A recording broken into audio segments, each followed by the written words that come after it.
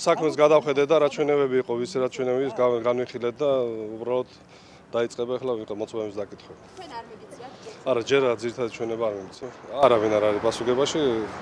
პასუხებაში შემსრულებლებიც რო იყვნენ, მიხეილ სააკაშვილიც იქნებოდა ციხეში. შემსრულებლები ვინ არიან? კუდის თანამშრომელი. ოპერაციაც ვინ შეასრულა 10 კაცი იყო, მაგრამ დანარჩენი ახლა ვინც ოპერაციას ამზადებდნენ, ეს არის. თქვენ მათი ამ ვინაობის დასახელება ან ამოცნობა შეგიძლიათ? კი, ერთ-ერთი პიროვნები შეიძლება ამოვიჩნო. და ვინ არის ეს? ნუ არ ვიცი, ეს ცისფერთვალა მაღალი პიროვნება, რომელსაც ფიზიკურად თუ დავინახო შევიცნო. ანუ პრეზიდენტის დაკითხვასაც. არ ვიცი, ეგ უკვე გამოძიების ის არის. ბატონო იმიტომ ეს ოქროაშვილის დაადასტურებს და ერთელ დაადასტურა, რომ თვითონაც ოქროაშვილმა თქვა გადაცემაში, რომ ის კაბინეტში დაიგეგმა, მიხეილ სააკაშვილის კაბინეტში დაიგეგმა ჩემი თავდასხმა. ველოდებოდი, როცა ხელისუფლებაში ეცვლა და მე ამ დღეს ველოდებოდი, რომ საქმე ხელმოვით გამოძიებაში. ანუ ოქროაშვილმა ამ საკითხზე ჩვენება ადრე იყო იმან გადაცემაში ერთხელ მის ჩვენებაში, რომ გელაშვილის საქმეც მიხეილ სააკაშვილის კაბინეტში დაიგეგმა. ეგ იყო მეცე. თქვენ ახლა თვითონ გარკვეული მოწმეების ჩვენებებს გაიცანით. კი, იყო იქ რამდენად მნიშვნელოვანი ჩვენებები ის იყო თავიდანვე იყო ის ჩვენებები, რომელიც ადასტურებდნენ, რომ ძიება წაეყვანათ სხვა მხრივითო მე დამაყაჩაღეს ფულის გულისთვის. ამიტომ ეს qalbi ჩვენება, რომელიც ის პიროვნები პასუხს აგებენ qalbi ჩვენებს. და თქვენ ვის დაკითხვას მოითხოვთ კიდე? ვისი?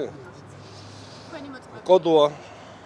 ირაკლი კოდოა, რომელიც 200 მეტრაში იყო იმ პერიოდში ოპერაციას სატარდებოდა 200 მეტრაში და მანქანაში და აკონტროლებდა ვითარებას.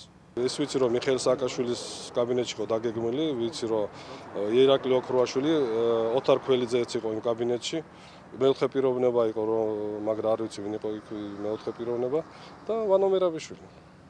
და ვანო მერაბიშვილმა დაავალა ირაკლი კოდოს ეს ოპერაციის ჩატარება.